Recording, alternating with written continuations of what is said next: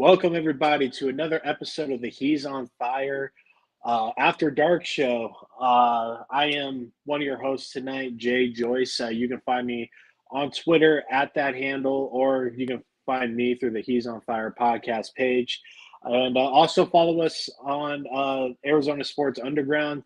Check out what Joe and Kyler Bird are running over there. We're going to be doing a rollout relatively soon. I don't know exactly when, but if you want to keep up with more Arizona sports, hear different opinions, check us out there. And we have a good amount of stuff to talk about tonight. It's been a couple of weeks since the last time we have talked, and it's been a little longer since we've done a regular podcast.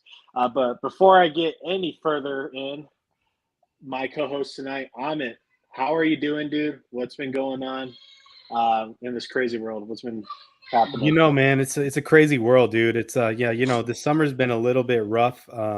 Just a lot of stuff going on for the kids and things and family stuff, but it's winding down. We're getting into football season. It's becoming a fall soon. Yeah. Man. How about you? How's your summer been?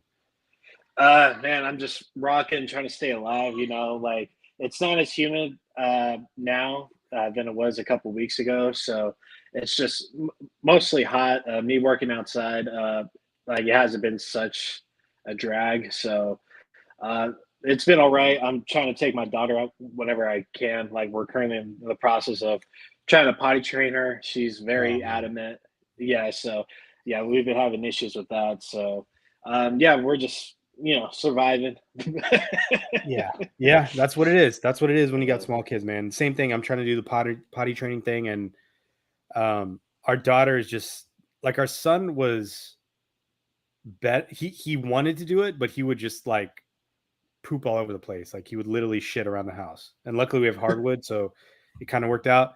With her, she's just like, she knows, she's like, yeah, I'm not doing that. So I'm just gonna say, yeah, I did potty. And then she'll like poop like 5 minutes later in her diaper. Yeah, that's essentially what's going on right now. So, fucking yeah. I like everyone that I hear from. Like, it's easier with boys than it is with girls, and I 100% see that. What's up, Westville? How you doing, man? Yeah, what up, man? But yeah, let's just get down to brass tacks here. So let's talk about firstly all the Sun stuff that's happened in the last couple of weeks since the last time we talked. Currently, DeAndre Ayton and Eric Gordon are playing for the Bahamas team, so they're preparing to go into battle. DA still hasn't played a game. Eric Gordon already played a game for the Bahamas, and he played pretty well. I didn't catch that game. Yeah, I didn't catch any of it. Yeah, so you probably saw that workout video with DeAndre Ayton today. He looks really good. He looks ripped, dude. He looks looks ripped, right? Yeah. He looks I mean, he always been chiseled, but I don't know if it was like he had Vaseline on his body or something, but he looked really ripped. And then he had the braids going too. I like the hair. I mean, it was I'd like to see that against somebody. Like the way that we get Booker and we get the KD videos. We saw KD playing against Chet Holmgren. Did you see that video? Yeah. I mean that and for me, that's like, I'm watching that and I'm going, okay, he's like getting all the deets on all the guys that that are gonna try to guard him. So he's like, okay, I can. With Chet, he's athletic, he's tall, but I can still go over the top. He did a couple fadeaways on him and stuff. And I'm like, okay, like he's strategic about it, in my opinion, because he's just out there figuring out like all the weaknesses of all the guys that are gonna guard him individually, which is smart, right? Because that's all he's doing anyways. Like he's not in the weight room, he's just hooping. Like that's what KD does. So as long as his body's right, and we know his mind's right, like he'll be good. For Ayton, I want him to just keep playing. Just keep playing more. Keep playing where he's like the primary focus. So like hopefully he'll get a chance in the Bahamas to play as the focal point of the offense and face some adversity and like figure it out. I think that's what we want. Yeah, I can't wait to watch him. Want to be kind of weird to see him in a different uniform, but at the same time, like he has his new shoes, which would look sick on that court with the Bahamian, uniform, and then with his new look and everything that he's been working on in the gym. He was quoted on saying a few weeks ago that he's been in the gym since the season ended, and it fucking looks like it. And like in that workout video from Aiden, like he was taking a good amount of threes and making them pretty consistently. Yeah. I know NBA players, I mean, they can like sit and shoot and Yeah. hit a million in a row, but that's something I want to see from DeAndre Ayton this season. And I'm hoping Young and Frank Vogel implement that, because if Ayton can space the floor a little bit more, that just gives more opportunities for the rest of the guys to penetrate, attack, do whatever. Because if DA can pop like in the corner or the wing and take 2-3 threes a game, I mean, I think that would do wonders for this team, and that's something that Monty didn't necessarily want or like. I think it would help Bradley Beal probably the most out of all three of those guys, because Yeah. he's the one that likes to finish at the rim the most. If he Mhm. can get a chance to have just Aiden in the corner and give him an opportunity to drive, I think that's a whole new wrinkle that we've never had before. Yeah, and yeah, it's definitely like really new, because we've never seen that for the Suns and stuff, like a center popping out, except for Channing Frye when he did play in the small ball five, but he was more of a power forward. But I mean, I'm hoping DeAndre Ayton is in the right headspace, and like he just goes in guns blazing It sounds to like start he the is. season. The only thing I'll say about that video is that I don't know if I was the only one that thought this way, but I thought he looked really robotic. Like, he didn't look fluid in the way that even with no defender there, it just seemed like he was like, okay, dribble, turn, pivot, reverse. Like, it wasn't as fluid as just like somebody that just does that. You know what I mean? Yeah. Like when you it looked like someone told him like do this post move, and he's like trying to he's trying to figure out the steps to it and stuff. That's what it looked like. So if he's learning how to like get a post move or two down, I mean, I love it. No, either way, keep doing it. Moves, Keep dribbling the ball. He should be everywhere he goes. You should have a basketball in his hand, just dribbling it everywhere. Yeah. So yes, shout out to DeAndre, and then with Kevin Durant, dude. Like he's playing with all these young cats. He's playing, scrimmages. He was just playing with Trae Young, Chet Holmgren. He's played with a bunch of people this offseason. He played with Wembayama. He played with so he's played with a bunch of people. Yeah, I think he played with Scoot too at one point. Did he? But okay. Yeah, I think so. So yeah, he's been busy this whole offseason, and not just him, getting his reps in, and like I love to see it, because I don't think he was necessarily doing this amount of working out with Brooklyn and stuff.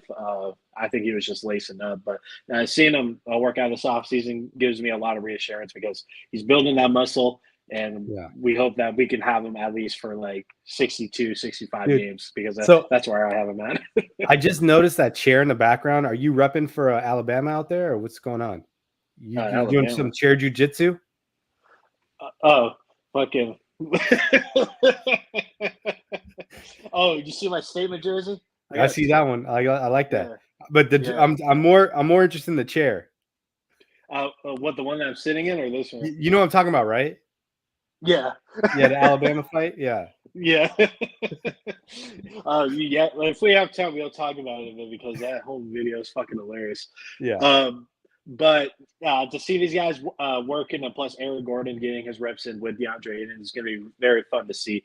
I don't know if you can type it up on your end to see if when the Bahamas team plays. They might play tomorrow. I have no fucking clue, but I would like to see both Aaron Gordon and DA play. If I do that, it's going to throw me off track. We can come back to that. But I want to talk about the jerseys real quick. So they dropped those jerseys. You remember last time we talked, I was not a fan of those jerseys. I'm not against them. I'm just not. When you have the perfect jersey, right? You have two perfect jerseys. You got the purple and the black one, and the sunburst ones. And when you take that away and replace it with this, I'm assuming, right? Because how can you have three sunburst jerseys and one, set of four jerseys? So you got one white, one purple. I'm assuming there's going to be one black, and there's going to be one orange. The black, I'm assuming, is going to be the one that's hanging behind you. And then the orange is going to be, who knows what the orange is going to be? Probably some low suns, or who knows, right? What that one's going to look like. So I think like the way that, all this stuff works now is it's all about money and just, new jerseys mean new revenue. But I'm like, when you have a classic, like, come on, man. Like the Bulls are still rocking that same freaking Bulls jersey from 30 years ago. And like, so why can't we do that? When ours is like everybody acknowledges that purple or black jersey is like the GOAT jersey. Like, like across the fan bases, not just Suns fans, but across the fan bases, people go, yeah, man. I walk around. I've said this so many times. When I walk around in the shorts or the jersey, people go, yo, man, that jersey's so fire. And, or the shorts are so fire. And I'm just like, yeah. I catch myself. I'll see myself in the mirror. I'm like, dude, those shorts are so fire, dude. Like, you know what I mean? So like, I don't know. No, I feel you, but the NBA has a hard on for like, Boston and the Bulls and Knicks and the Lakers and stuff with keeping their, their identities and shit, which I understand, but like for everybody else in the bottom of the barrel, that like, I don't think we're in the bottom of the barrel though. I would say we're not anymore, but no, I don't think we ever been though. I think if you take out that 10-year period of Robert Sarver when we really sucked, the Suns were one of the most winningest franchises. We're always in the playoffs competing. Like we were a relevant franchise. We were one of the original ones. Like we are like the staple for Phoenix, the first team in Phoenix, right? For Arizona. Like the Suns actually are really important to the NBA no matter what. I would say like we're definitely like top 8 in terms of like importance to the league. And the fact that like our jersey has so much, it has pop culture, like mainstream relevance with Barkley, that like, I know a guy in my neighborhood that rocks that Barkley jersey. He's not even a Suns fan. He just rocks that Barkley purple Sunburst jersey, just going to the pool. So like, I mean, it's like, it has like relevance, like cultural relevance. Like that's why I'm just like confused about that. Yeah. Hopefully down the line we get, just that whole thing back. And no, I'm totally on board. But like, how have your feelings changed a bit about the uniforms now? Like, do you like them a little bit more? I like the white one versus the older white one that we had. Yeah, for sure. If this purple jersey is replacing the Sunburst, then I don't like it. And I'm curious about what the orange jersey is going to be. I'm assuming the black one's going to be the one behind you. It sounds like, so we're keeping, the statement then. The El Valle, what is rumored to be our city concept, it's not going to be an orange one. That's the last thing I read. So I heard it's going to be like a black, maybe a deep purple, like a dark purple sort of thing. So, we'll see. I'm really interested to see the El Valle stuff and what Suns Unitracker said on the Suns Jam session, because they did an episode, I think, like a week ago. He heard that Book has a lot of input on this city concept and that he's working with that Chicano artist, the one that did the court. So, so they're putting together a whole concept, and then that should be the El Valle, which is rumored. So, dude, what'd be sick? What'd be sick is if they brought back the Valley jersey with El Valle across it. Just brought that back. Yeah, that would be sick. Yeah, because I miss that jersey. That's one of my favorite jerseys. I still need to get it because it was during COVID and like the drops were always like unexpected, and I was just never ready for them. So, like, good luck trying to get one because I can't get one. I've been looking. It's one of the best jerseys ever. Yeah. But yeah, dude. So in other news, to cap off the rest of the Suns shit, is Amari Stoudemire and Sean Marion are going to be introduced into the Phoenix Suns Ring of Honor officially from Matt Ishiba and the rest of the team, and we're also going to be retiring numbers 31 and 32. What are your feelings about it, man? Fucking finally. So, like, it's pretty funny because, like I agree that there are really important players for the Suns. But they were like, I don't know. I just go back and forth. Like, yeah, they're really important to the Suns. Are we doing this because the fans want to do this and because their feelings were hurt because of Sarver? Is that why Ishbia is doing this? Or are we legitimately saying like these guys belong in the Ring of Fire? Because if you go down and look at like the players in that list, like those players played here longer, they did more for the team, they won more awards. So, and the funny part with Amari too is that he wore number 1 for like the majority of the time that he was in Phoenix. Like he wore 32 for like 3 or 4 years, and then he switched over. So like, you know, I don't know, like it's kind of funny. And Shaq, I think Shaq wore that number 2, right? Yeah, he wore 32. Yeah.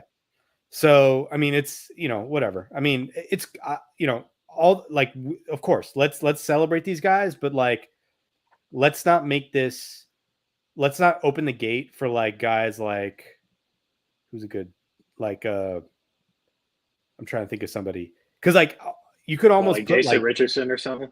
yeah, like, or like a Jale Green, or, you know, I don't know. Like, Green. those are kind of stretches though. Like, I'm trying to think of somebody. Yeah. Like your Chris Paul, maybe. Chris Paul. Okay. Like he doesn't, I don't think he deserves one. Right? Yeah.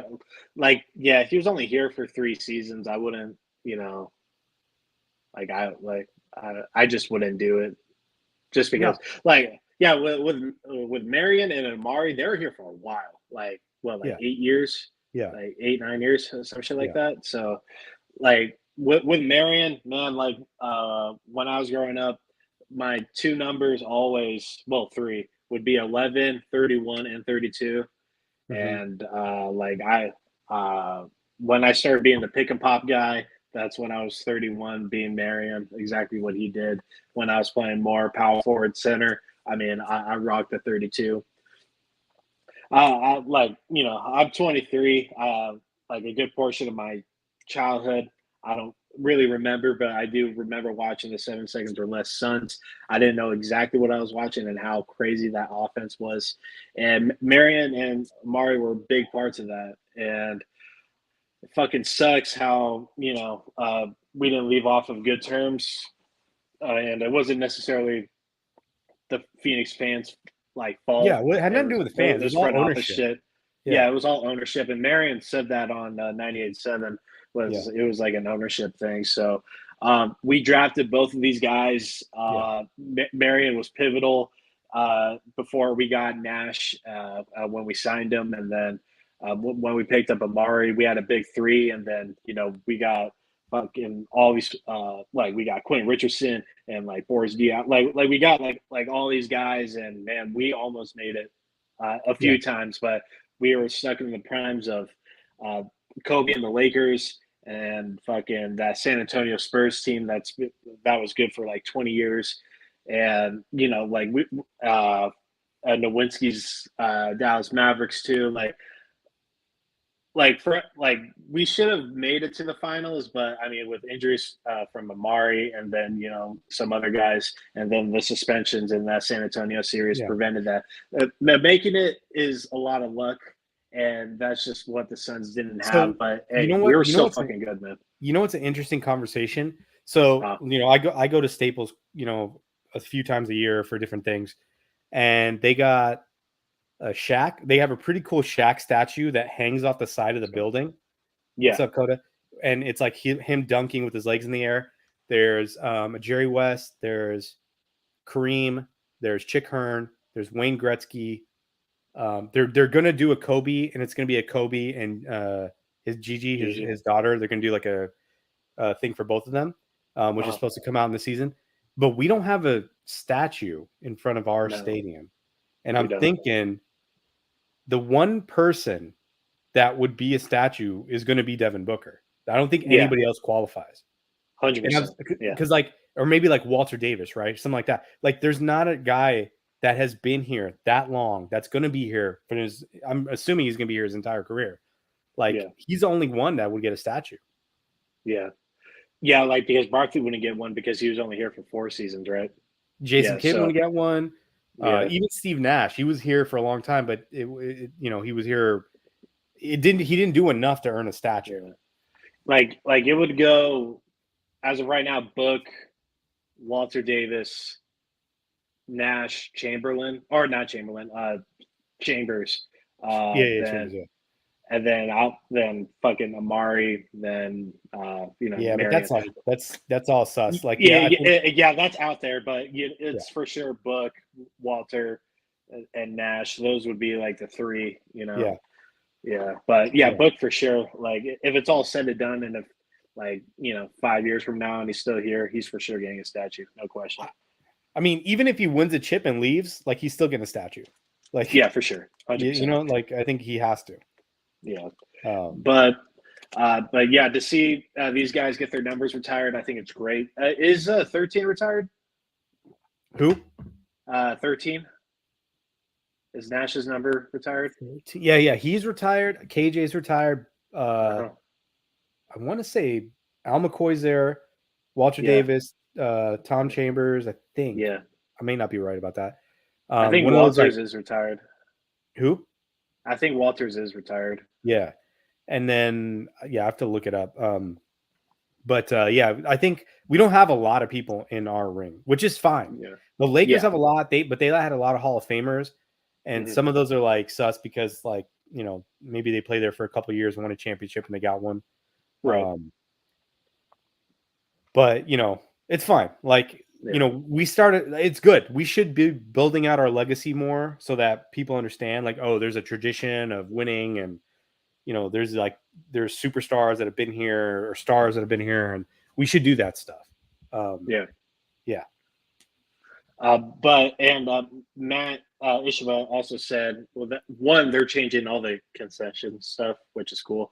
Then, secondly, they're going to be changing like the Ring of Honor board, like, because it'll flip between ads and stuff. So they're going to make like a permanent one, and then there's going to be like another board for like ads and shit like that. So like the names will be displayed the whole time without having like that flippity flop shit. Yeah, I didn't like that, the way that they did that. I didn't like that either. They should put it on a banner or something, like, somewhere. I don't know how you do it because it's like Al McCoy's in there, but like some people that aren't like, they should have a banner. They should figure out a way to put a banner or a permanent screen or something. Yeah, like an Al McCoy statue would be kind of cool. Ooh, you're right. He's number one, actually. He's number one for statues. Because if Chick Hearn, you should see Chick Hearn. All it is him sitting at like a desk. It's a weird statue. It's like just some guy sitting at a desk, and you're like, what is this? But like, if you're from LA or about the Lakers, you're like, oh, Chick Hearn, cool. Like, that's pretty cool. Like, it's like kind of away from all the other sports stuff. It's like towards like, a different entrance. But we should definitely have an Al McCoy one. An Al McCoy one at like a announcer table, call in or whatever would be, that would be really dope. Yeah. But let's put a cap in the Sun stuff. There really hasn't been much besides that Book and PG beef we don't really need to talk about. They have beef, whatever. And people want to pick and choose. It's stupid as fuck. Yeah. It's dumb. Like, who cares? It's like we just know that PG and Book don't get along, and that's fine. The NBA should eat it up. They should eat it up, but everyone wants to be that's like, fine. Oh, and PG can talk all he wants, but he's not that guy. He hasn't been. But we know that Book has been that guy from the beginning. He will fight you. He will talk trash to you. Mm-hmm. He is not afraid to do it when he's winning or losing. He's just that guy. And I really don't care what Paul George has to say about anything. Yeah. His podcast is good, though. I haven't listened to it, but I've heard it's like reviewed really well. It's a good podcast. Yeah, don't get me wrong. Podcast P is a really good podcast. And Theo Pinson's is good as well. But to all you cornball fucking Suns fans, all right, saying like, oh, Book didn't have to say all that. He absolutely should, like, you should be able to defend yourself. And Paul George was fishing because Cat was on that same exact podcast.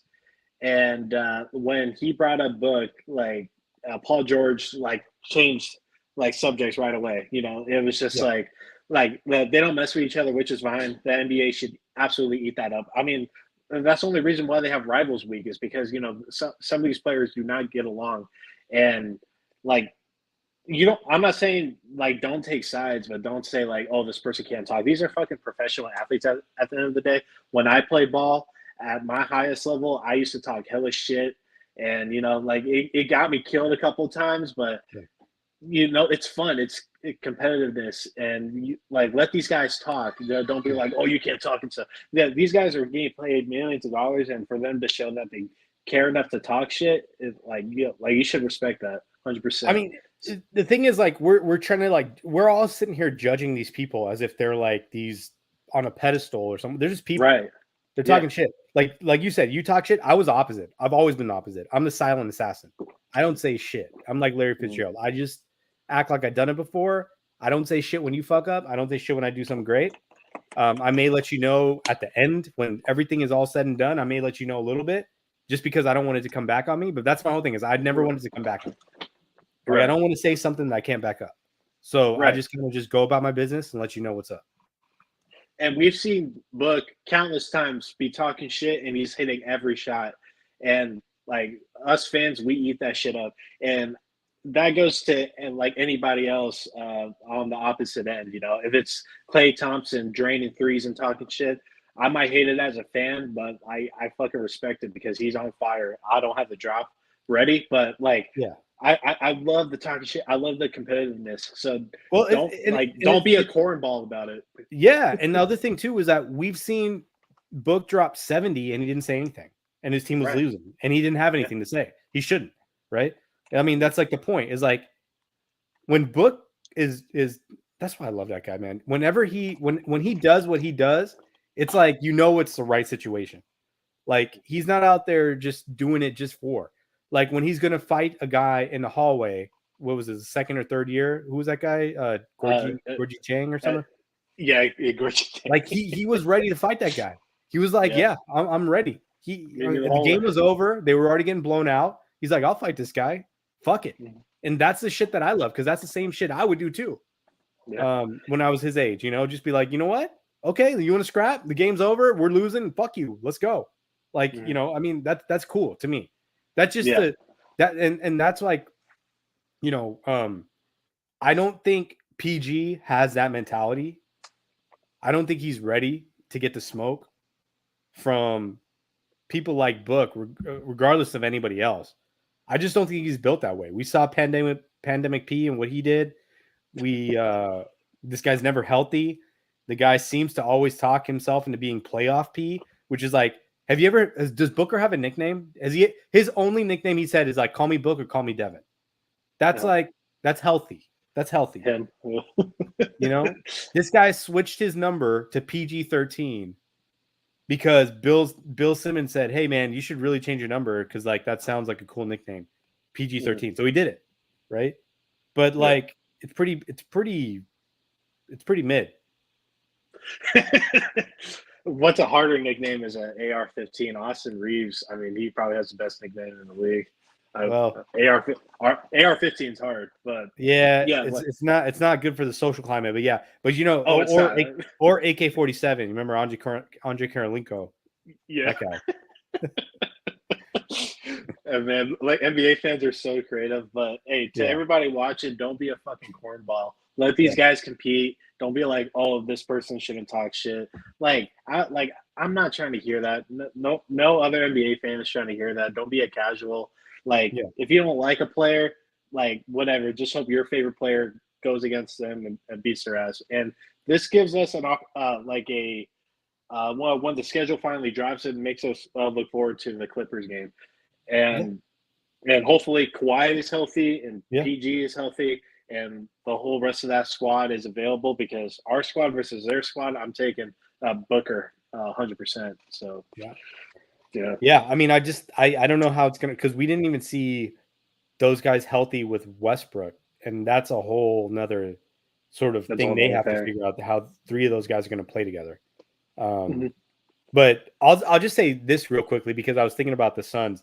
Like, when you get a big three of this magnitude that we have, there's going to be somebody standing in the corner and everyone's going to go, why is that guy standing in the corner? It's like, well, he can't do anything else. Like with the two other guys and the role players, Bradley Beal is going to be standing in the corner a lot and hopefully he's making those shots. Yeah. But I really think like somebody's going to have to sacrifice. If you remember, it was Chris Bosh had to take like a lower role. Ray Allen had to take a lower role. Like somebody's going to be standing in the corner and I'm happy that it's Bradley Beal. I'm really happy that that's the guy standing in the corner.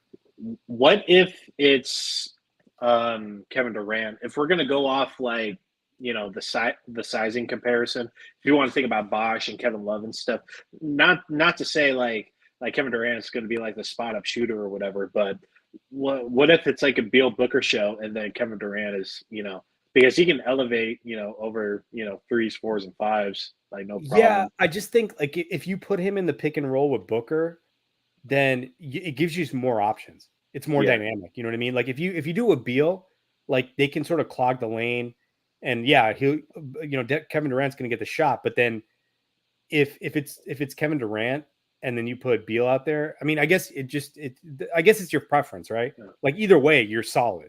Like if one of those guys is there because they're both excellent shooters, even if it's Booker, it's an excellent shooter. But if Booker's the one standing in the corner, then you have a problem. Because there's no way Booker should be standing in a corner. Yeah. I mean, I think we're good either way. I just like the idea of having Kevin Durant operating in that pick and roll situation where he's a taller player and he can make decisions out of that. And then when you have Beal in closeout situations, he can finish at the rim too. Probably, I don't want to say better than those guys, but maybe like more effectively than those guys. So, it's a rich man's problem. Yeah. Like I ran the pick and roll through Kevin Durant on 2K. Like I uploaded the roster and all, and I was messing with it. Yeah, it's very effective. We know Kevin Durant can draw the fouls and stuff, and then having DA at the 5, like I was just able to keep DA in the dunker spot, and I just kept on feeding him. It was like wide open dunk every single time. Like I blew the fucking Celtics out by like 40, and I wasn't even trying. Let's put a cap on the Suns stuff. The Cardinals played their first preseason game yesterday. I know you only watched the highlights. I watched like the first 3 quarters. Our defense looks really good, and that was to be expected from Jonathan Gannon because defensive coordinator for. But we looked very sound, and of course, we're not playing Kyler. So, there's really nothing to watch on the offensive end. But I think it was Clementine or Clement or whatever his name is, the running back. He was really solid. Michael Wilson looked really solid out there as well. Rondale Moore, he was running north and south. He was running vertically. He did give up an interception. He did fall, and whatever, it's preseason. But he was actually running nice, slick slot routes. And on the defensive side of things, Zach Allen is now on the Broncos, and our offensive line, they were solid, and fucking Paris Johnson looked great. Will Hernandez looked really good, and some of the newer guys that we got too were really solid. I think we only gave up like 2 sacks that game, but there was no QB pressure on our guy, so. That looked really, really good. And on our defensive side of things, our corners and safeties were everywhere. And Russell Wilson looked, flustered, panicked. Our front 7 was just penetrating that their front line. They look really, really good. So we definitely had the Broncos on their toes, and then we won it last second, obviously. So, really good first game, and nice to see Kyler, out there being the first one to, give handshakes and shit. So, I had some thoughts about it. I thought our defense played well from the highlights I saw, but I think from the highlights, we were getting burned across the middle a lot by Russell Wilson. And I don't know if that is a coverage issue or if that's a individual talent issue. But I did see several times we got burned across the middle. We did get pressured, and I don't know if that was just missed communication on the offensive line and receivers or whatnot. But Clayton Tune didn't look good. That guy didn't really look good at all. Yeah, no, he didn't look good. David Blow played well. That guy played really well, and that's fine. You're not Sonia? Yo, what's up, Sonia? You wouldn't expect Blow to be a starting quarterback in the NFL, but you just want him to play well when he plays, right? Anytime he plays, if he plays well, that's a good thing. Clayton Tune played like shit. Yeah. So that's a concern. I don't know. Like, there's been not too much conversation about when Kyler's going to come back. The only thing I saw like maybe a month ago was that he's trying to push for like week 1. And I'm like, yeah, I mean, that's rough. Maybe wait like 3 or 4 weeks to come back, So yeah, I mean, dude, everyone's saying that the Cardinals are gonna be the worst team in the NFL, or maybe the Texans or the Cardinals, but I don't see it, dude. I think our defense is gonna be way better. The talent was always there, it just wasn't playing right. And we still have a lot of skill players on offense, and we upgraded the offensive line. I'm just like, we can be sneaky. I think we can be sneaky. We're not going to be 2-15. I'll say the over and under is like 6.5, and I'm going to take over. Really? Okay. Yeah. I think we could definitely keep teams on their toes. But everything comes down to what we got going for Kyler. Like, he does need a resurgence season. Everything that I've heard from Kyler's camp and whatever, like, yeah, he's looking to play week 1, but that's still ways out. So I'm hoping Kyler's ready to suit up week 1, because I want to see this team play at their best, and waiting an additional 3 to 6 weeks for Kyler to suit back up. I would like I like to see like our team at full capacity. So I think we can keep teams on their toes. Like the Lions of 2 years ago. I think we can be feisty. We're putting Isaiah Simmons in the position where he wants to be, and we don't have him to be like that, combo fucking position thing. Yeah. And then we still have our corners. We still have Jalen Thompson. We still have Buddha. And and Cam Thomas looks good. And Cam Thomas looks good. Yeah. I mean, like if Cam Thomas can elevate himself into like a poor man's JJ Watt, like that's good. That's solid. We need that. Yeah. He probably has to do that for us to be good. So I don't expect us to be the best when it comes to blitzing or anything like that, but I do expect us to be a lot better on the run, and then just to be feisty when the ball's in the air. And we don't have the worst unis in the NFL. Yeah, the Browns are always going to take that. The Browns will always have the worst. You know how I feel about the Browns jersey. Yeah. No, and I've never been crazy about Chicago's either. I'm not. I don't really like Chicago's. No, and having a wife from Chicago and like having her friends and family like be Chicago fans is just, those jerseys suck. The bigger issue for the Bears is where if they're gonna move to another stadium. That's bigger for them. But yeah, like our jerseys are not great. They're not great, and they should have done a lot more. I mean, it's pretty basic what they did in terms of like overhauling them, but I mean, I don't know, like the NFL is weird about jerseys because like you can't do it like in 1 year the way the NBA does, where you just change every year. You have to wait like 2 or 3 years to change them. It has to be approved by the NFL. It's not like I don't know how it works in the NBA, but I know we got our jerseys approved like pretty fucking fast. So maybe at some point we'll get something like new, because the only thing that would really, I think, satisfy fans is if we brought back the old school jerseys with the Arizona flag on the side, something with that like mixed in. Yeah, the Jets uniforms are pretty bad. I do like the helmets, but I don't like the jerseys. The helmets are nice. Yeah. I don't hate them. I mean, they're not great. I mean, there's like, I think the Bengals have really awesome uniforms. Yeah. The Bengals are a given. Yeah. I think especially the Bengals, the white tiger ones. Yeah, the white ones are sick. I think the Packers and the Steelers have some classic jerseys. Yeah, that you just don't mess with. Those. Like they kind of fine tuned them. I think the 49ers 49ers, Cowboys, Raiders. Which one? Raiders. Yeah. Yeah. You can't mess with that Raiders jersey, dude. Yeah. That's pretty fire. Yeah. Like that black and silver. It's just that's it. 2 colors. That's it. They're really nice colors. Yeah. Raiders, Cowboys, 49ers, don't mess with those ones. Yeah.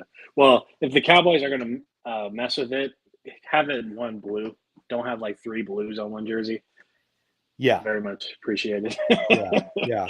And I'm not really a big fan of the white helmet either. You like that one? Are you talking about the white helmet with the solid blue, dark blue star? Yeah. Well, I think what fucks with it is the jersey, and the jersey never goes with the helmet. So you're probably right. So I like the flat matte, helmet. So if they, complement, the uniform right, they've never had like their uniforms like good, except for like in the 80s when it was like solid silver, solid blue, nothing else. Like white lettering, it looked good, but ever since then, like it hasn't been the same. So, Anyways, I like the color of the Cardinals unis. I mean they're solid. I mean Ohio State. I mean, it looks too much like it's not distinctive. Yeah, the color scheme is fine. It's just like it doesn't represent Arizona. It doesn't represent the team. Like I noticed with the helmet they put a little metallic in the logo, which like metallic popped, shadowing. That popped a little bit, which is better than what they previously had. But yeah, I mean, we'll see how the all black jersey looks now that they have like the black helmet, and maybe they change the black helmet to match that metallic that they didn't have in the other one, because it didn't work with the other black jerseys we had. Yeah, man. Give me 1 second. I have to check on my son. I'll be right back. Oh yeah, no, for sure. What I really want to see the Cardinals do is have like the black helmet, black jersey, and then have like the red pants, and just have like the red, socks and shoes and stuff. I think that would look really sick. And I just hope we mix and match the uniforms, because I think there's a lot of good alternatives we can do instead of doing solid white, solid red, solid black. So,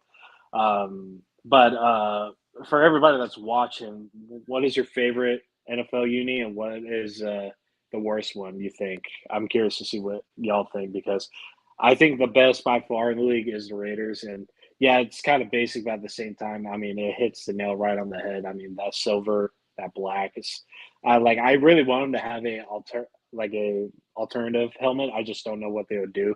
I have a Raider friend, and he really wants a chrome helmet, which I think would be really sick for that uniform. But I don't think the Jets is bad. I like the green personally, but the helmet makes the uniform for me. The Cowboys have the best unis.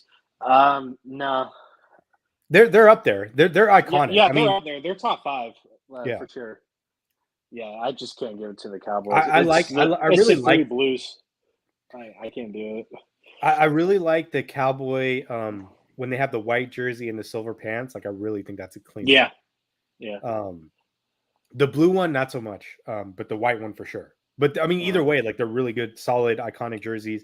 Like I said, Packers, after like they've kind of fine tuned it since like the Brett Favre era with the Aaron Rodgers, where they've made the stripes really just flat. It's very simple. That's the only team besides the Steelers that can pull off yellow pants. Like any other team trying to wear like yellow pants, it doesn't work. True. Yeah.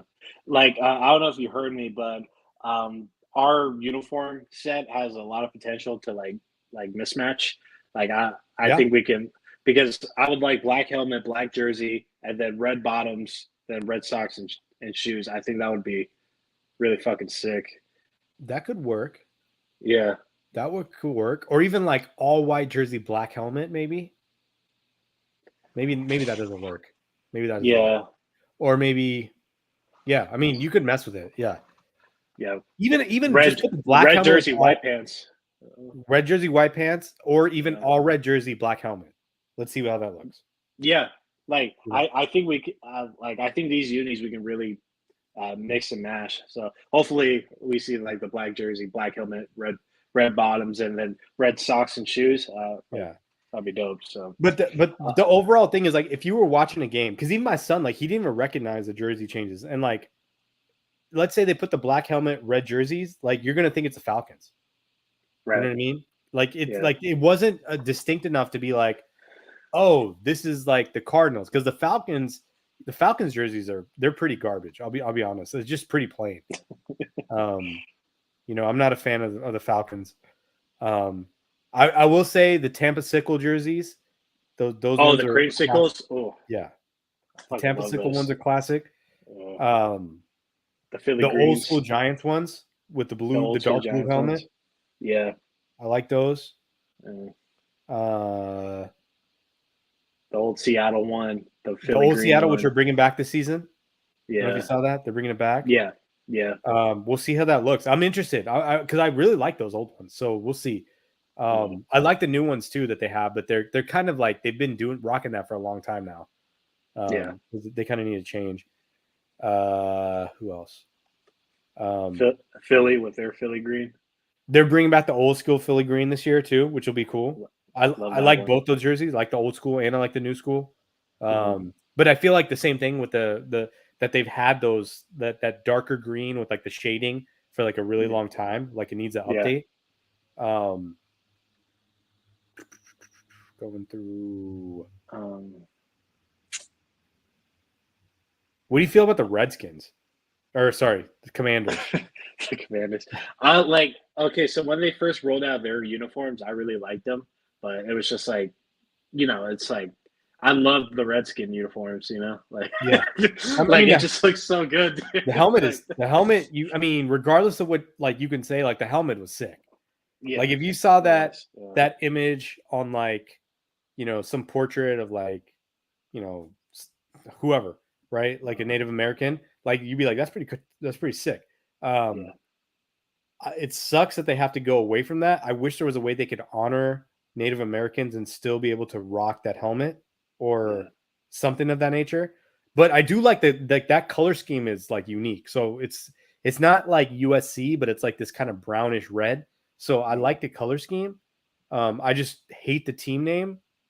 And it sounds like they're changing it because of the new owner. Yeah, hopefully they will. Yeah, hopefully they will. Maybe they can. If they do that, maybe they'll change the overall color scheme and logo and everything. But yeah, I mean, I'm not like I like the color of the helmet. I just don't like in the contrast of the two colors. I just don't like what they've done. Like I said, like I think they always should have been, rather than like switching to. They had the opportunity when they switched the Washington football team. They should have just called themselves DCFC, District of Columbia Football Club. DCFC, that would have been sick. And then they could have done some cool logos, Yeah. Made it feel like it was like a soccer team. But I mean, yeah, the colors I like, the jerseys, I'm whatever. Browns, like I always said, I've always hated those jerseys.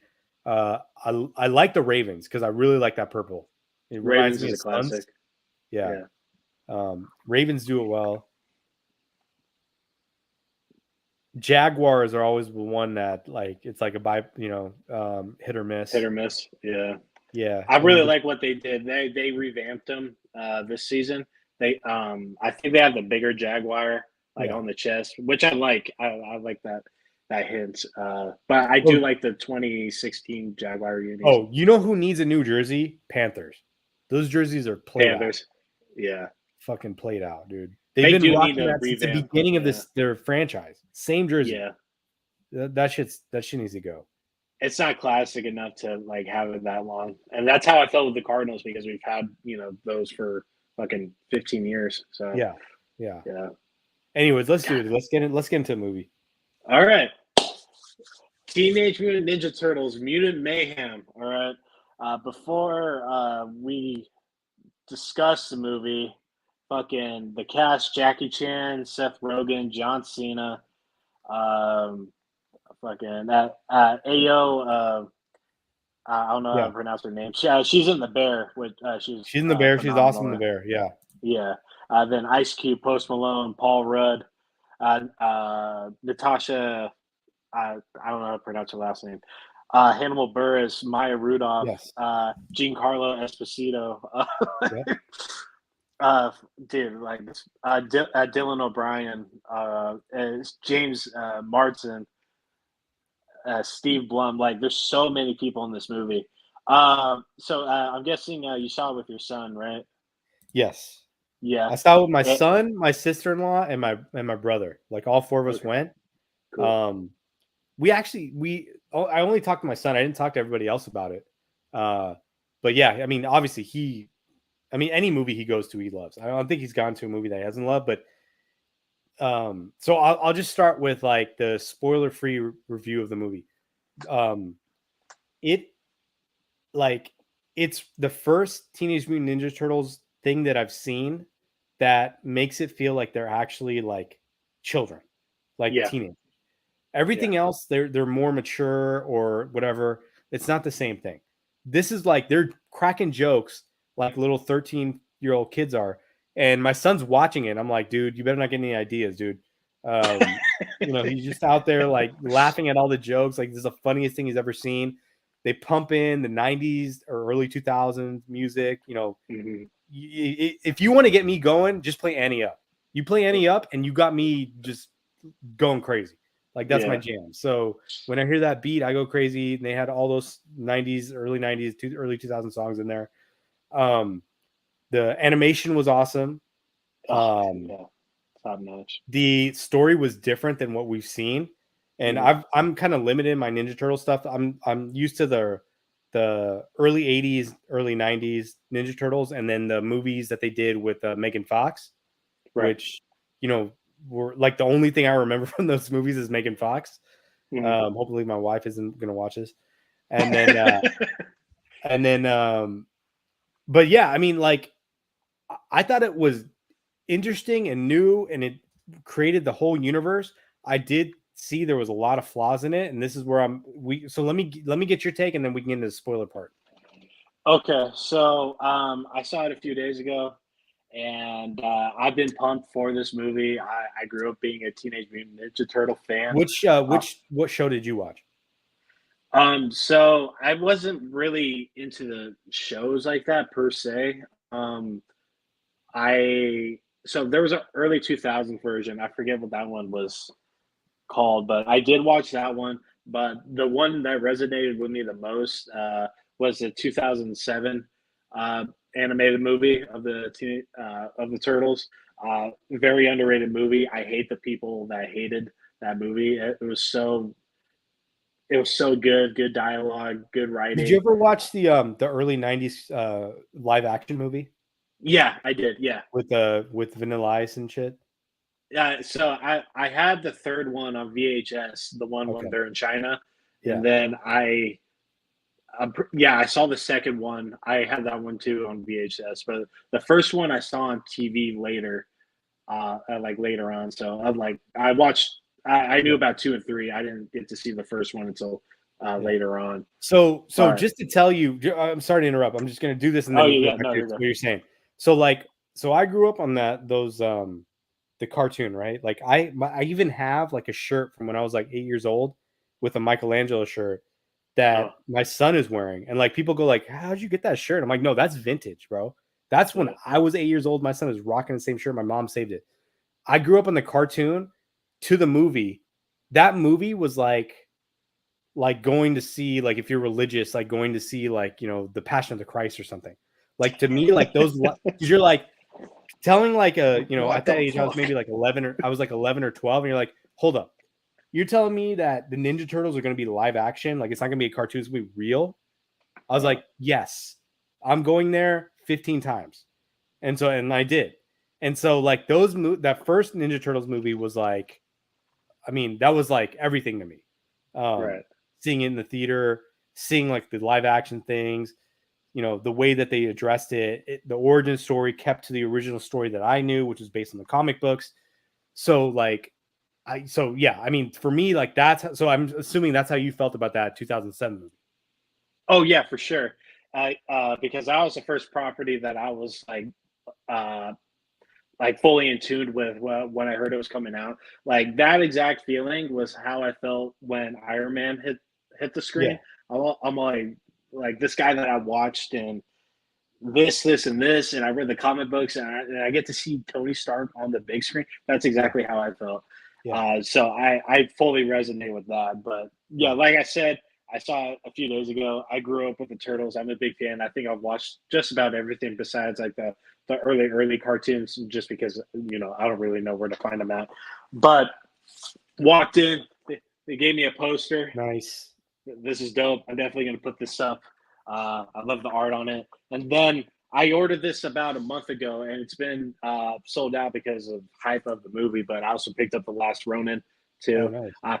Yeah, so I know the story and stuff. I just haven't read it in depth for about, I want to say, a good 6-7 years. So I'm gonna get to this. But then when I went to the Barbie premiere at the Cinemark in Tempe, because we tried getting some Barbie shit, but it was all sold out. They were selling the popcorn buckets too. Yeah, so I picked this up a few weeks before the movie. So I'm gonna start collecting these, but I thought this was a really cool bucket. So I'm a big Turtles fan. I plan on getting more Turtle stuff in the future. But dude, so it was just me. I went by myself, and it was a pretty empty theater, sat right in the middle, and I had a blast watching this movie. Yeah, so they had all the kids like voice record together, so they had that chemistry together, and you absolutely felt that. And like you said, like they're kids, like it isn't like these 17, 18-year-old, I mean, sort of mature humor. that's what I'm saying. Like thing. the versions that I watched, like especially the live action movie, they don't feel like teenagers at all. They feel like young adults. Right. They're especially like Raphael and Leonardo, like these guys, like they're not making TikToks and shit. Like these dudes are out here making TikToks. They're just fucking around. They're kids. They want to be outside. They want to go out and explore. Like that's what kids want to do. And so I really love that part about it. Is that I did too. Yeah. Like that totally resonated with me. And I started like smiling right away because, that kid factor, that's something that we never got, which is so strange to say because it's like in the title, it's like teenagers and they just never did that. But yeah, like you said, the animation top notch. Obviously these production companies are taking animation more seriously now because of the success of Spider-Verse and stuff. And there's like profit in it if you do it well enough. So I'm glad Seth Rogen took the reins and really put this together because he's kind of carrying the superhero genre right now. He has his fingers in just about everything. The Boys, Invincible,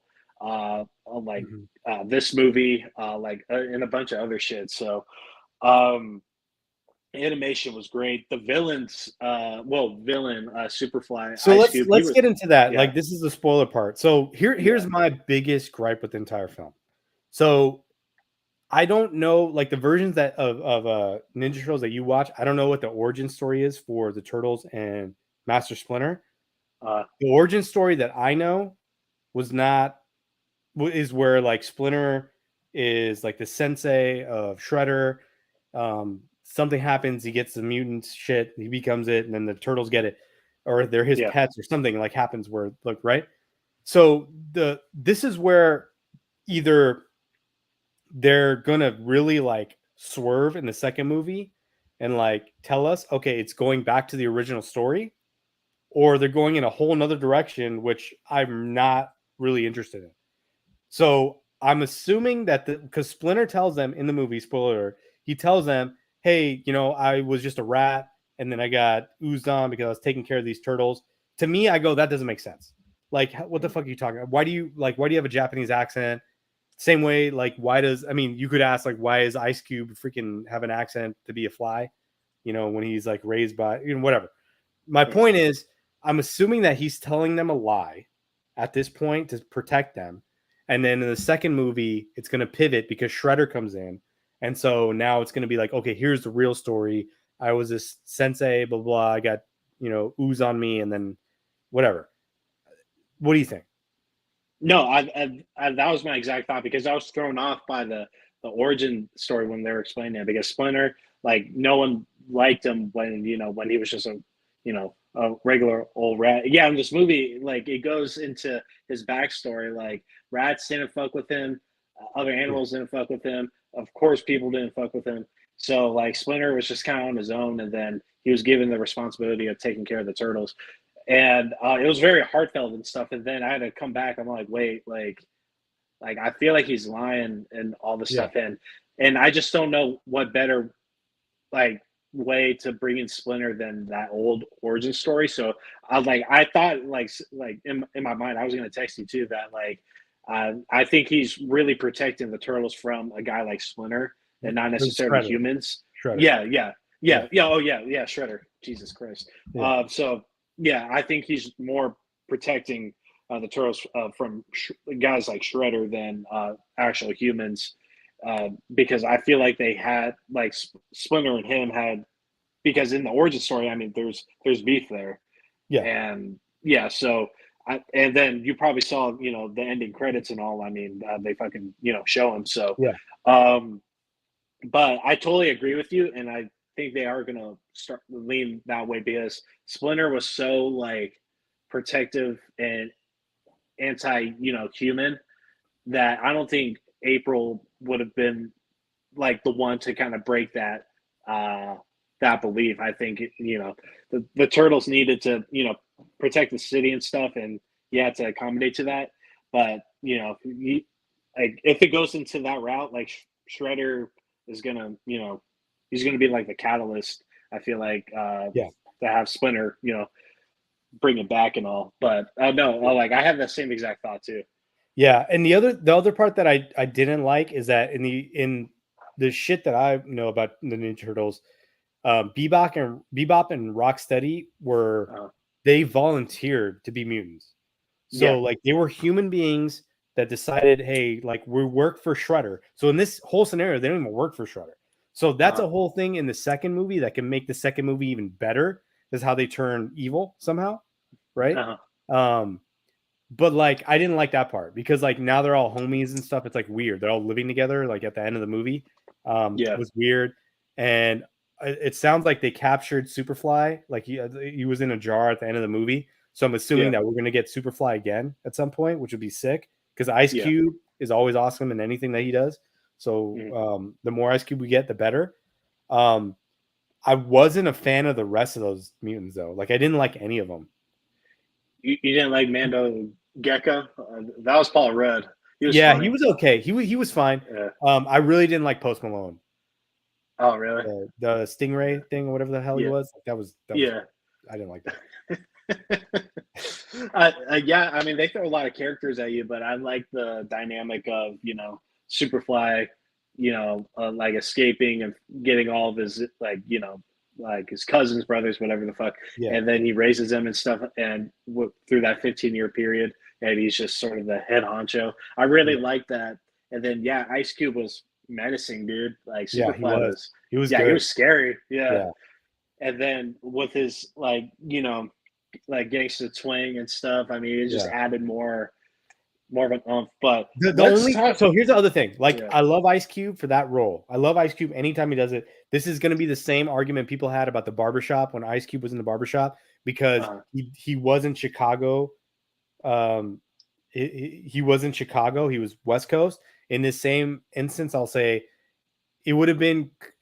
Imagine if 50 Cent was Superfly, which representing East Coast or somebody like that. Doesn't have to be anybody. Jay-Z, pick somebody from East Coast.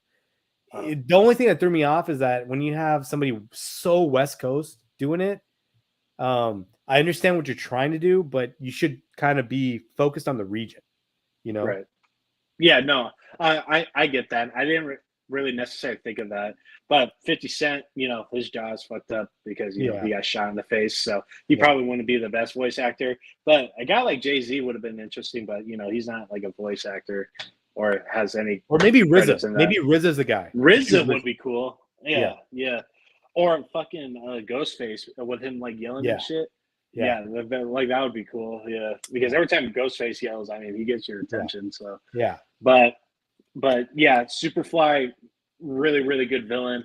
I mean, when he turned into that whole Godzilla multi animal thing. I thought that was pretty dope too. So that was the other part where I was just confused because like when they start shooting him with the gun and then all of a sudden like random animals start coming off, like a horse. Yeah.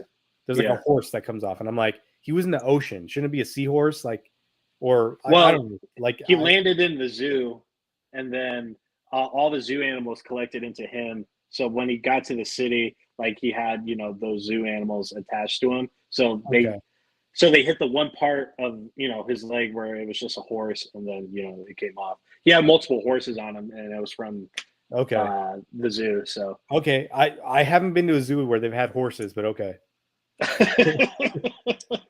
Maybe zebras. You could do zebras. Yeah, zebras. Yeah, but dude, okay. So my favorite part in this movie was when they get after they talk to April about like their about her leads and stuff, and going after like the 4 or 5 people that she mentions. Like, we need to talk to all these people. That whole montage, dude. You know what sucks? That shit was sick, dude. You know what? I missed that part. I had to take my son to the bathroom. No during that fucking part. way. Yeah, I missed that. So I came back at the end. I came back at the end of that part. Damn it. That was the best part.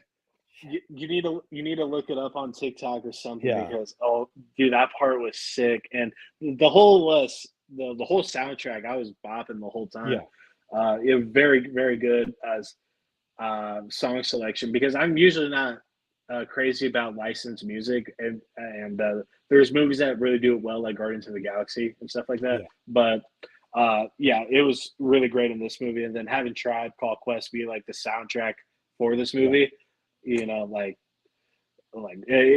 was great. It sent goosebumps down my fucking spine every time. And what do you think about the ending? Spoiler alert here.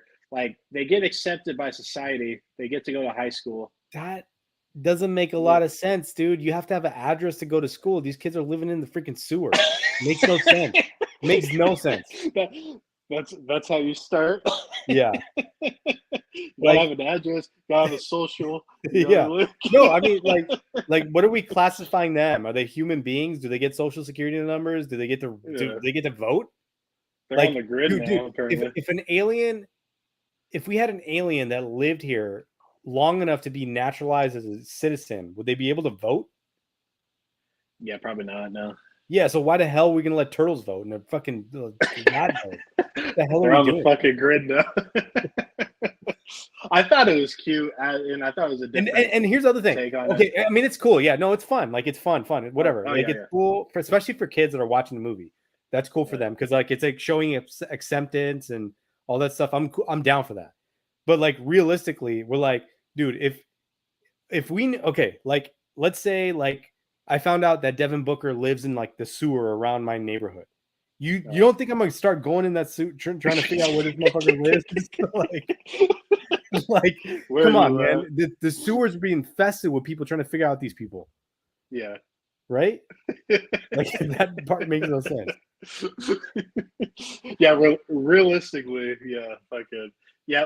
Most likely, people wouldn't accept something crazy like that, especially going to like their high school with kids and stuff, because you're gonna get those like get off my lawn sort of people. So but and then do they qualify? Do they qualify for being like special needs too? Like, are they just like regular kids or what? Like they get to play in the football team? Yeah. Like that's not fair. And then where's their reading level at? Their comprehension, so like right. Like so like are they in high school? What does their penmanship look like with 3 fingers or whatever? Right. Like, like there's so many questions. Come on, Seth Rogen. Yeah. But overall, like you need to look up that montage scene because it is fucking sick. But I walked in right at the end. I walked in right at the end of that. God damn it. Kids, man. But but watch that part. But I think overall, I think this movie lived up to the hype. I'm glad the trailers didn't show a ton of it. The movies have been kind of falling into that a lot, like revealing a lot of the plot points. Especially Netflix. If you watch Netflix and it like previews, like you get the whole synopsis. You get the whole thing. Yeah. So the animation was great. The voice acting was really good. I was smiling the whole time while watching it. felt like a kid again. And I just love the Turtles, man. And then adding a 90s, early 2000s soundtrack on top of that, it just flourished into something really beautiful. Of course, it's not as good as Spider-Verse. It's not comparable, but this is a very enjoyable movie. And if my kid was getting into stuff that that I'm into, I'm definitely introducing this movie first, and and then and they can watch everything else later, because this is a good stepping stone for kids getting into it. And if you're a Teenage Mutant Ninja Turtle fan, you're not going to go longer than 10 years without getting a turtle property. So so you're funny? definitely spoiled in that. You know Aaron Edwards, right? From Brendan Yeah. Clean. Yeah. So Aaron Edwards, I asked him on Twitter, I'm like, because he said like it was amazing, whatever. And I asked him like, how do you compare it to Spider-Verse? And he's like, it's not comparable. They're like two different genres, or whatever. And like when he said it, I was like, that's weird. But then when I watched him, like, yeah, he's right. It's not. Spider-Verse is. It's so much more than just an animation. Yeah. It's like one of those like generational movies when you're a kid. And not saying that the Ninja Turtles movie isn't, but it's one of those movies where like if you're a girl, you're like, like my hero growing up is Gwen Stacy, or Miguel O'Hara, or like Miles Morales. Like you just go into that movie and you're like, for me it was the Indian Spider-Man. Like I just watched it as an adult wanting to cry, being like, this is representation for me. Like this is a whole different thing. And that's just like the people in it. It's not even like the animation, the storytelling, the universe building, totally different.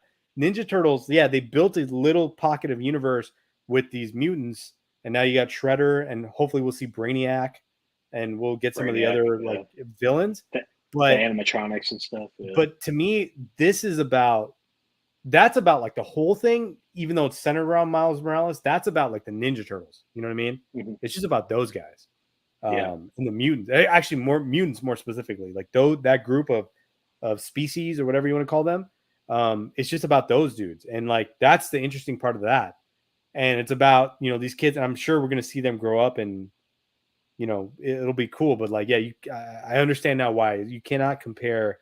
I think Spider-Verse and both movies are instant classics that should be studied, in the future. In film class, yeah. Yeah. This movie is like one of those ones where you watch it several times. You go, that's a great movie. Awesome movie. I love it. But you're not going to say it's like one of those ones you have to study. Yeah. I will say this, out of like all animation movies that have come out in the last like 5 years, I would definitely put Turtles pretty up there. This was just a beautiful movie all around. I think a lot compares to this movie, but it's Spider-Verse. It's in a tier of its own. It's not even. Yeah. It's like comparing like Jokic to like Landry Shamet, But yeah, I mean, like, no, it is like, I mean, if you're talking like animated movies, like it jumped a lot of movies. Like it jumped a lot of Toy Story movies. It jumped a lot of Pixar movies instantly.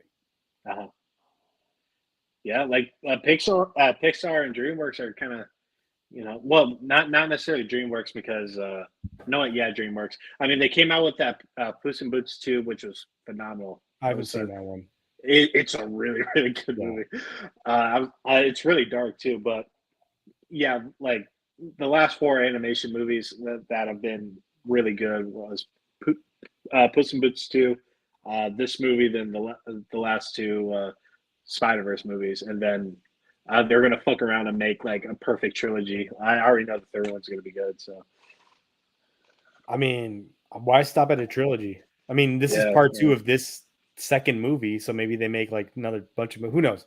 It'd be interesting where it goes. Like I think it'd have spin-off movies with like Peter or Porker Parker, whatever that Peter Porker.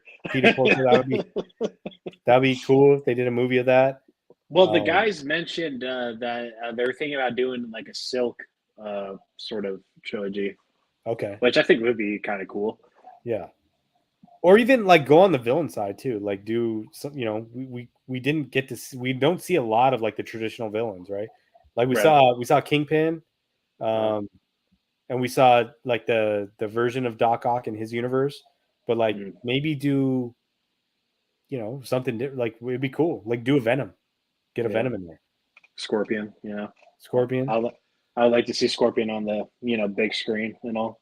Yeah. Yeah, but Spider-Man has a ton of villains, so I mean, pick one, pick four, Yeah. But overall, this Turtle movie I thought was really good. I'll probably give it, an 8 out of 10. It was really quick too. Like it didn't drag at all. It was No, it didn't. It was quick. You were talking about your favorite scene. I think my favorite scene was when we get introduced to Superfly. And he starts bringing out like when they start meeting like as a group. Yeah, like all those dudes just start getting together and they start hanging out, and it's just like that was probably my favorite part.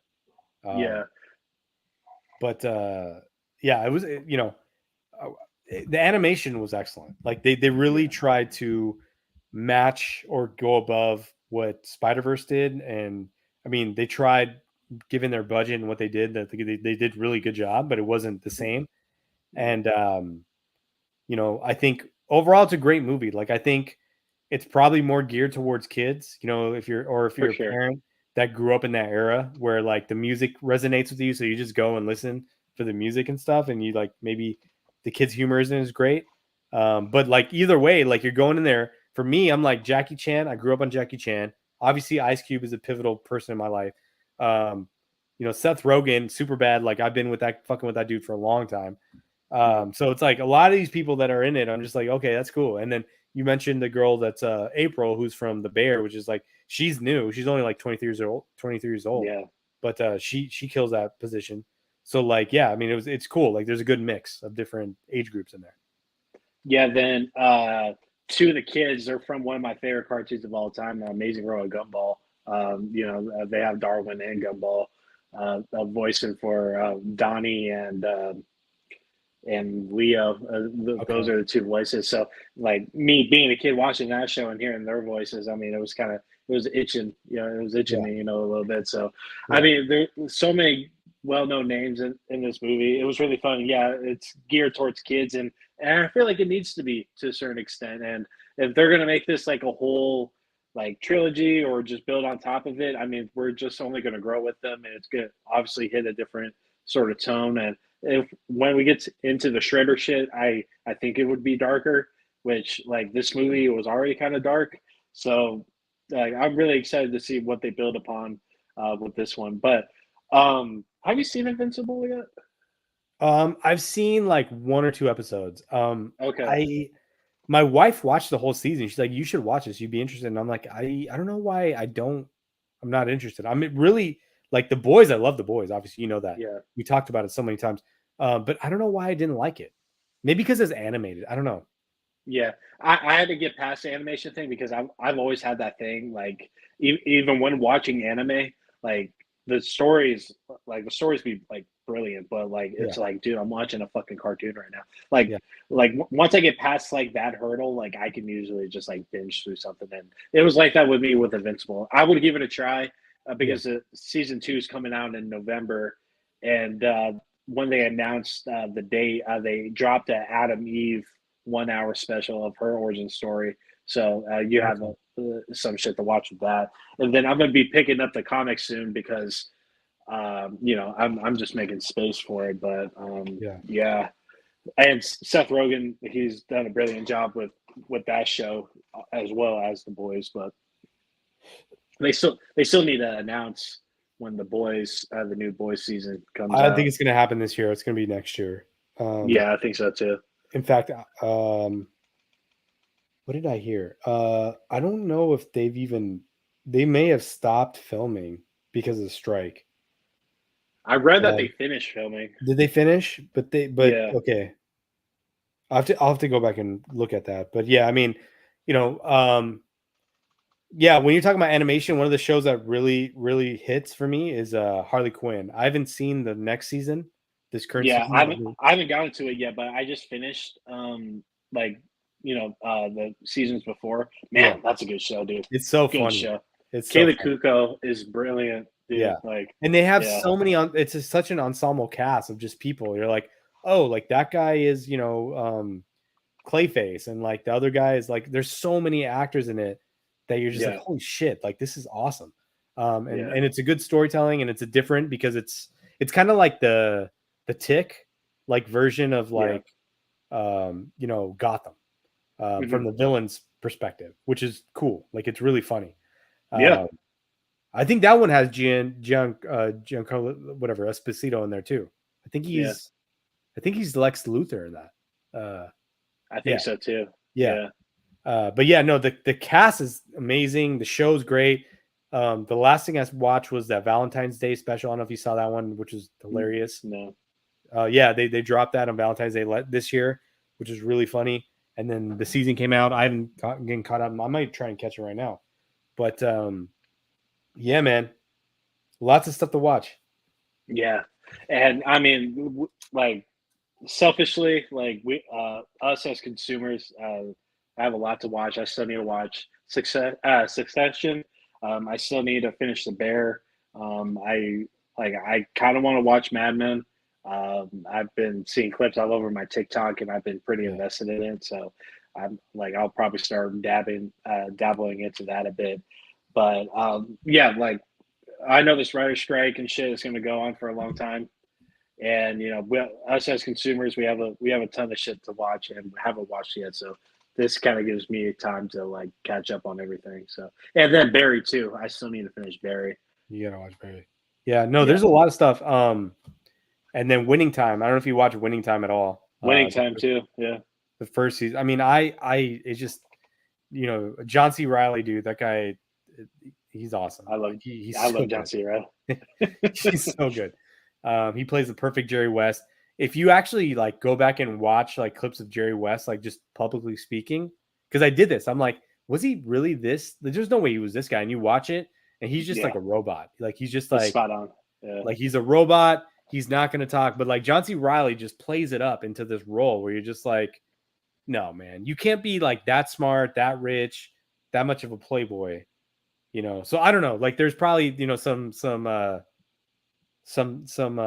that were taken to make the story better. But yeah, I mean, but either way, like that's how I view like Jerry Buss now, is that guy. But if you go on YouTube and just like look at his speeches, you're like, yo, this dude's lame. This dude's a nerd. Yeah, John C. Reilly is a brilliant actor. I feel like people like overlook him and stuff. And I've heard him on podcasts, and he's a brilliant guy. I mean, he's been writing forever. He's been writing for like 3 decades. Like he's a brilliant guy. And another one too is he's not a Winning Time, but Danny McBride too. Yeah. Righteous Gemstones. I just finished the last season. Is it good? I haven't watched it. It is. If you've watched Eastbound and Down, or if you've seen Vice Principals, this is like the culmination of those two projects into this. Like you're talking about a lot of the same cast. You got Walton Goggins. You got the chick that plays his girlfriend in Vice Principals. It's his sister in this show. You got John Goodman. No, John Goodman's in it. What's his name? Adam Devine or whatever. Is Nick Swartzen in it? I thought I saw that Nick Swartzen. No, he's not. He's not in it. No, he's not. But dude, it is so funny. It is one of the funniest shows because it's like if you're familiar with like Eastbound and Down and Vice Principals, or if you even like Tropic Thunder, he's in Tropic Thunder. He's the guy that does the special effects. He's that same guy. That same guy just gets evolving and gets more funny and more intelligent and more stupid at the same time. Like he's like saying funnier things because it sounds wittier, but he's still an idiot. It's so awesome. It's a great time. It's a great hang. I recommend that 100% to anybody to go watch. I'll try watching it tonight because whatever the fuck. I mean, I did pick up a bunch of new comics. I got Peacemaker and shit, and I got Punisher too.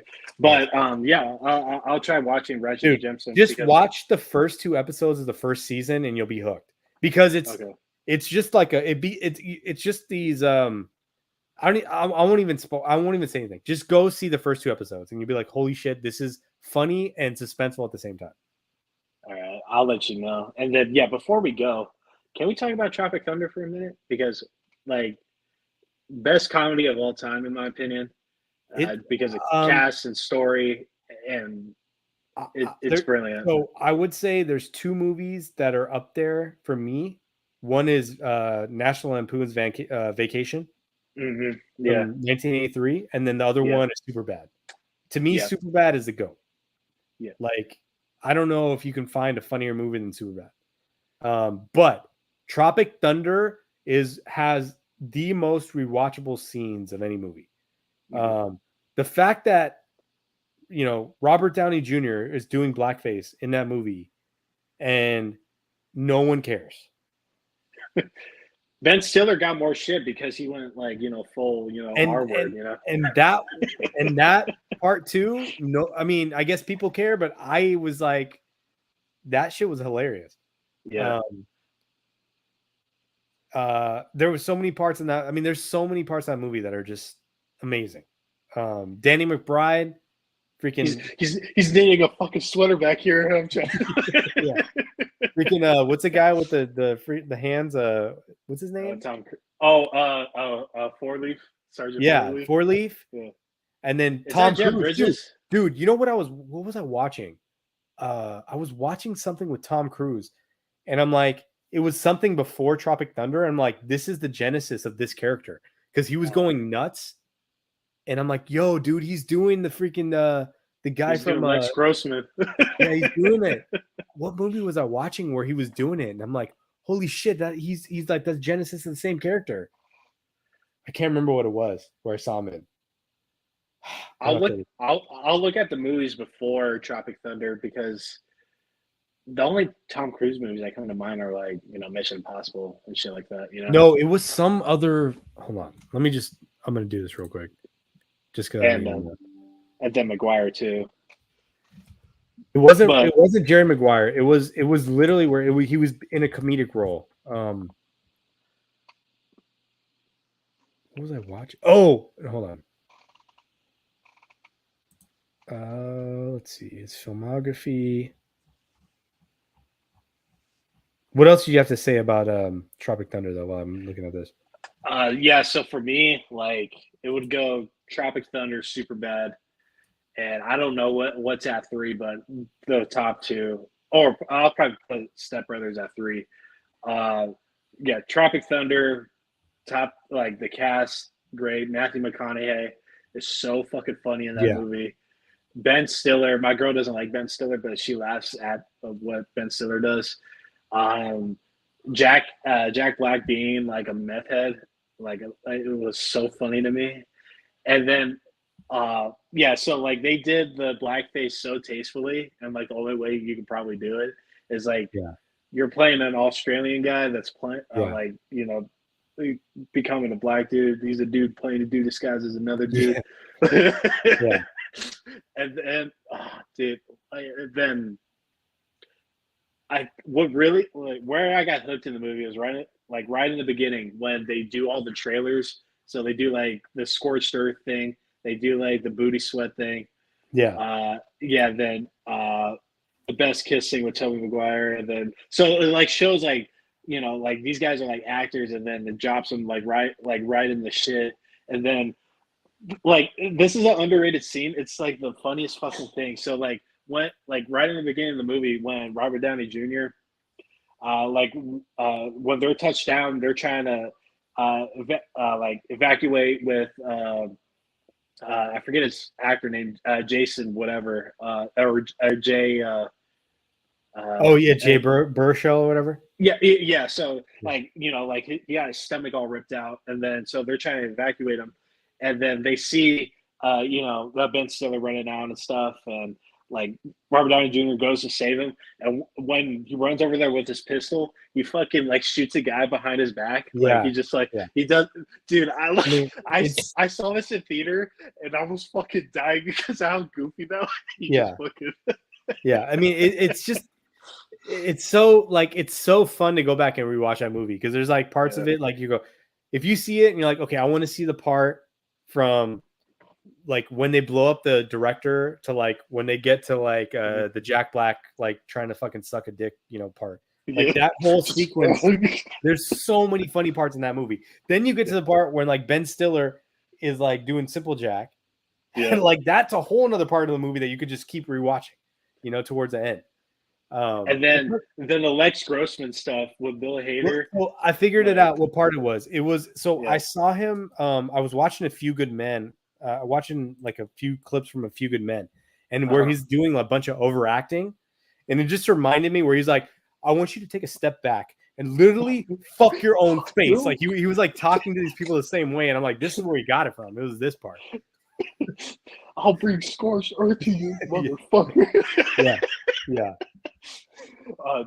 Dude, like, okay, as a kid, I didn't know that was Tom Cruise. This movie came out in 2008. So, like 3-4 years later, like, I was watching the credits, and, like, it said Tom Cruise. I'm like, no way that's, like, the Tom Cruise. And then it was the Tom Cruise. Like, his best role by far, like, he just bodied that. I mean, figuratively and literally. It's not his best role, but it's one of his. It's up there. But like, the prosthetics, the hands were like, yeah, what the hell, dude? The rolled up sleeves, the hairy ass forearms. Then Bill Hader, just the goodie room, like Bill Hader, another one. He had an awesome performance in there too. Yeah, so many people. Dude, that movie is up there, best comedies ever. And then, Danny McBride in that movie. I mean, he's only in maybe 10 scenes, but dude, he's so funny. He's just naturally funny. And that's what I'm saying. That's like that character is just an evolution into like all these other characters. Have you seen? Did you ever see Eastbound and Down? Yeah. Okay, so like that same, it's the same guy. Like you just, like his same character performance. It just keeps evolving and getting better with every show that he gets to write, direct, and produce. Yeah, but he's a brilliant writer. But let's go ahead and wrap this up because I know you have to go pick up your wife soon, and you probably want to chill out before you have to go to the airport. How far is the airport from you? I'm like 15 minutes from LAX. Oh, dude, that's great. Yeah. God, because I was in I forget what part of LA I was in, but it took a good hour and a half. But if there was no traffic, it would be like maybe a 20-minute drive. So like it took like an hour and a half to get to the airport, and we almost missed our flight. So if you're not that close, But this was a really good show, dude. I'm glad we did this. It was sort of last minute for me because I didn't think I would be able to, but we'll be back with another podcast, like an official one with Evan relatively soon. I don't know what he's doing. I haven't talked to him, but thank you for everybody that jumped in here. A little bit of a late show on the weekend. Like and subscribe, please. And we're going to be hitting hard on the podcast when the Suns get back into training camp and stuff. And we just have a lot more to talk about. Check out Arizona Sports Underground as well. And follow us on Twitter from the He's on Fire podcast page. You can find me at Jay Joyce. You can find Amit at Sustainable Amit. And if y'all have any topics of conversation, just feel free to add us, and we'll discuss it the next time we do a After Dark. But Amit, it was nice talking to you, catching back up. This was fun. It's always fun. And the next time we do this, I will have an intro made for the show. And it's like halfway done. Let's do it. And I'll give you a hint. The track is off the newest Paramore album.